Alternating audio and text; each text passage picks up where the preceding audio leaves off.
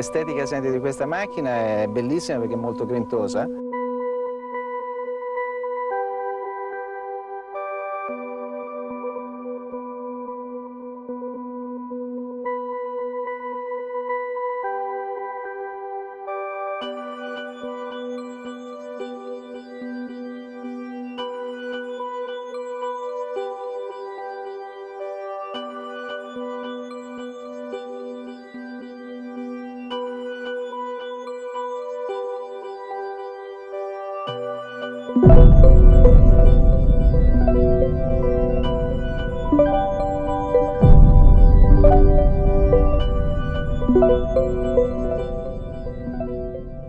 La historia de Alessandro Nannini, Sandro para los amigos, es una de esas que están plagadas de luces y de sombras, más de sombras realmente.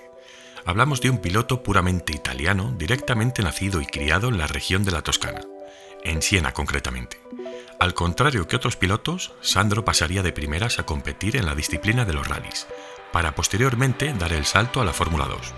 A partir de aquí comienza su verdadera y trágica historia. El único que tuvo las cualidades como para conformar un binomio ganador entre piloto y escudería italiana desde la marcha del gran Alberto Ascari.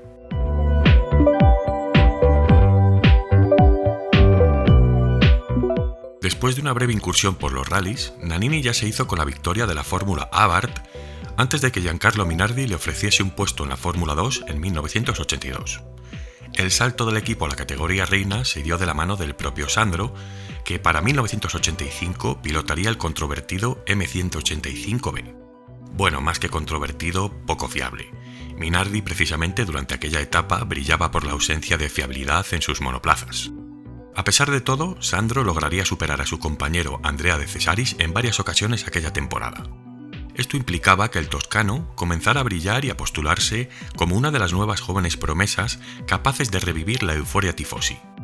Así pues, Benetton sería la escudería que tendería primeramente la mano a Nannini para ofrecerle el nuevo B188, un producto notablemente superior al Minardi y que fugazmente se hizo notar en la pista.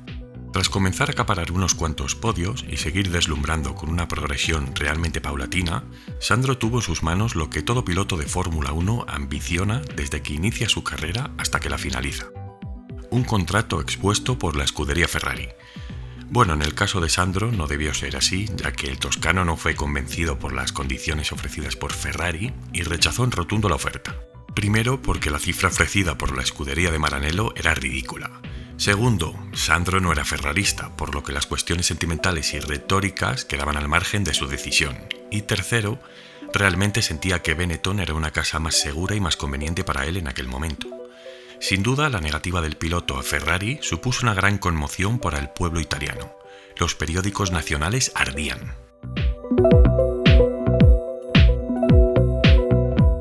Por desgracia, el Gran Premio de España celebrado en el circuito de Jerez sería el último podio que veríamos conquistar a Nannini en la Fórmula 1. Durante su periodo vacacional, Sandro volaba en helicóptero hacia la finca de su familia en la propia Siena. Al parecer, la superficie de esta finca de la familia Nannini no era la más adecuada para el aterrizaje de este tipo de transporte. Esto provocó que uno de los patines de aterrizaje se enganchara en el suelo y el helicóptero volcara. Los pasajeros salieron despedidos del mismo y Alessandro Nannini sería el que peor parado saldría de este accidente. Una de las aspas del helicóptero amputaría su antebrazo derecho. Mientras el propio padre de Nannini realizaba un torniquete que salvaría la vida del piloto, a alguna de las personas allí presentes que estaban prestando ayuda se le ocurrió recoger el miembro amputado e introducirlo en una nevera. Este gesto fue decisivo para que pudiésemos volver a ver a Sandro pilotando un vehículo de competición. Dicho esto, Sandro Nannini no volvería a pilotar un Fórmula 1. Su brillante carrera había terminado incluso antes de eclosionar, pero, sin embargo, el piloto toscano resurgiría en las cabinas de Alfa Romeo, corriendo para la División 1 de las competiciones de turismos más salvajes que se han celebrado hasta la fecha.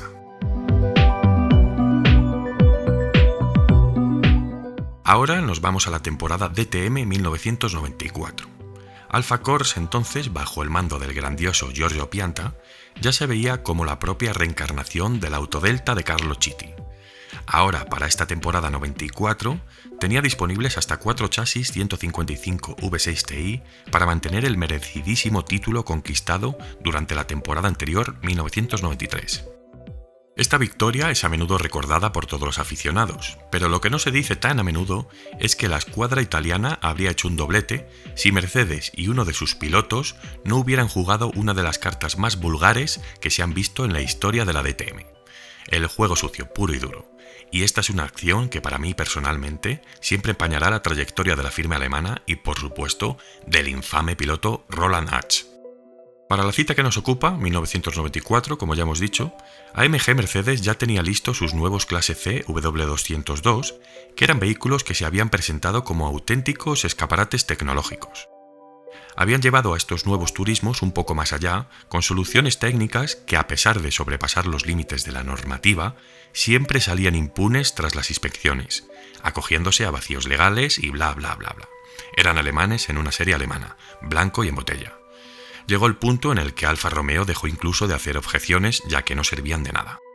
Un ejemplo claro fue el lastre móvil, una técnica a la que recurrieron los alemanes, colocando este sobre unos raíles que, dependiendo de la aceleración o desaceleración, cambiaba de posición para mejorar la distribución de pesos en cada momento.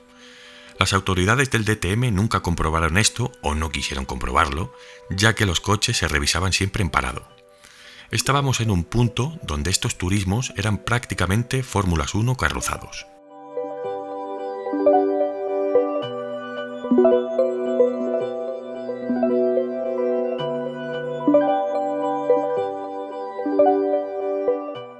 Por si fuera poco, Mercedes también se aseguró de inundar la parrilla con participantes privados. ¿Y cómo lo hicieron? Pues ofreciendo los chasis y los motores a un precio de derribo. Esto facilitaba mucho las cosas a los equipos privados, ya que los productos y las piezas italianas, por el contrario, se elevaban en facturas colosales. Estos equipos, además, tenían la orden concreta de ofrecer el máximo apoyo a los coches oficiales y, del mismo modo o en mayor medida, el hacerle la vida imposible a los pilotos de la escuadra Alfa Corse. Otro buen gesto de fair play por parte de Mercedes en aquella época. Con estos datos en la mesa, era obvio que 1994 sería un año muy competitivo, ardiente por así decirlo. Alessandro Nannini y Klaus Ladwig habían finalizado con un empate a puntos en la cabeza de la clasificación cuando llegaron a la última carrera de la temporada celebrada en Singen. Estaba claro que en este escenario de tan solo 2,8 kilómetros, los Alfa Romeo y su tecnología de tracción integral eran rivales casi imbatibles. Sin embargo, durante la primera ronda, Nicola Larini ganó por delante de Stefano Modena, pero Nannini y Ladwig se retirarían. Como sabemos, había una segunda ronda en aquella época en la DTM, y aquí, ahora sí, los 155 estaban literalmente en otro planeta, con Alessandro Nannini brillando a través de unas cuantas vueltas rápidas y de unos adelantamientos sublimes. A pesar de haber partido en la última posición debido a su retirada en la primera ronda, Sandro se catapultaba hacia la victoria sin que nadie fuese capaz de pararle, al menos limpiamente. Ahora el italiano ya aventajaba a Klaus Ladwig en una vuelta y el título comenzaba a vislumbrarse en cada minuto de carrera. Por si fuera poco, ya ninguno de los Mercedes estaba igualado en la misma vuelta que el Alfa de Nannini, y la ventaja iba increciendo. Entonces sucedió. Mercedes, impotente, incapaz de ganar a pesar de su notoria permisividad tanto con los comisarios como con el reglamento y a pesar de su excelentísimo clase C, dio la orden más infame y más vulgar de la historia de las carreras de turismos. Roland Arch, un piloto que jamás me gustó ya de por sí, entonces hacía el doblaje y recibió instrucciones directas de detener a Alessandro Nannini, para que Klaus Ladwig pudiera tomar la ventaja y hacerse con el título. Y así fue.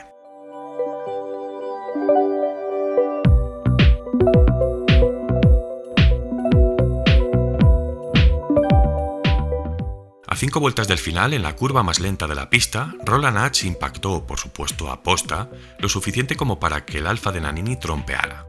Son pilotos profesionales y saben muy bien cómo hacer este tipo de jugarretas y lo que ello implica. Esto obligó a Nannini a realizar una parada en boxes con la correspondiente consecuencia. El título se le había escapado de las manos, o más bien, se lo habían arrebatado de una forma repugnante. Lo peor de todo es que Sandro tuvo que esperar a que todo el pelotón de vehículos pasase para poder maniobrar e incorporarse de nuevo a la carrera. En ese momento, Nannini incluso se despojó de los arneses y se bajó del coche gritando y maldiciendo al infame Roland Arch. Posteriormente enderezó el coche y aceleró hasta los boxes de Alfa Corse, donde totalmente enfurecido exigió un cambio de neumáticos. Los mecánicos actuaron desconcertados y el 155 salió a la pista disparado. Corriendo como un toro bravo, daba la impresión de que Nannini luchaba por lo imposible, por volver a llegar a la cima, pero su objetivo era otro muy diferente. Durante esas pocas vueltas, la vista de Alessandro Nannini buscaba una sola cosa, la silueta negra del Clase C de Roland Arch. Cuando el italiano la vio, el destino del piloto de Mercedes ya estaba decidido. De forma imparable, Nannini le embistió por detrás en una maniobra en la que ambos se verían por momentos fuera de pista. Roland Arch saldría despedido hasta los límites del circuito, mientras que el 155 de Sandro continuó su marcha siniestrado hasta que pocos segundos después el motor italiano comenzó a arder. Una vez en boxes, Nannini seguía enfurecido y se dirigió a su autocaravana en el paddock para tratar de despejar las ideas.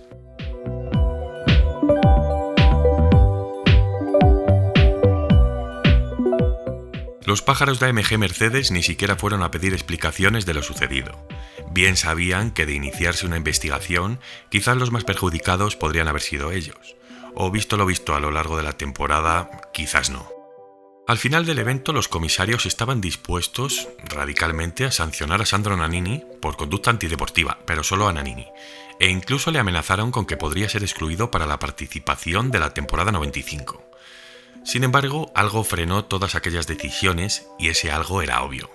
Si sancionaban a Sandro, tendrían que sancionar a AMG Mercedes, cuyo equipo en esos momentos estaba podrido de basura, de deshonor y de antideportividad. Es por eso que la cosa quedó ahí, sin más. Es curioso, ¿verdad? Para dejar constancia del deshonor y de la poca ética y deportividad de aquel equipo de Mercedes, el infame Roland Arch fue recompensado con un volante en el primer equipo. Increíble, pero cierto.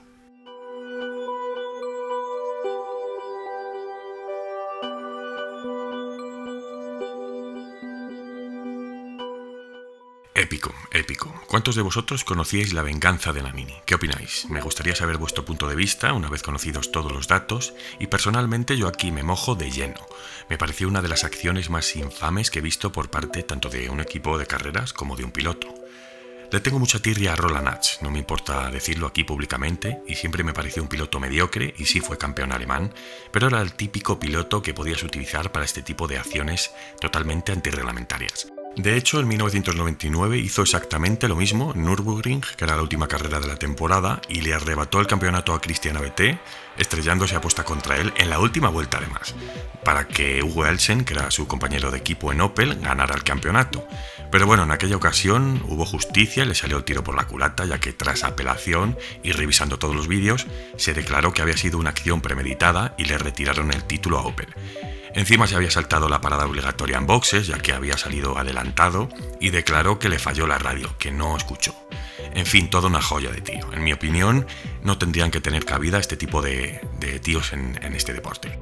Y el problema de esto, el verdadero problema, es que la gente no es consciente de este tipo de acciones. La gente está viendo la carrera en la grada o en su casa y no es consciente de la realidad.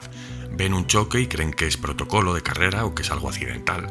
Incluso Nannini, entonces, pudo verse en este caso como el villano, ya que sí que se aprecia más claramente que sus intenciones eran las de impactar, pero la realidad que hay detrás está totalmente solapada.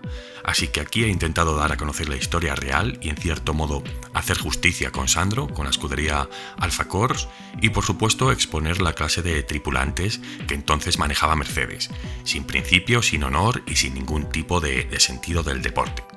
Os leo en los comentarios y si os ha gustado dejadme un like y compartir el vídeo para que se haga justicia en este caso y todo el mundo sepa lo que sucedió realmente aquel día. Y por cierto, que no se me olvide, para mí los ganadores de aquella temporada 94 fueron Nannini y Alfa Romeo. Gracias, Masters.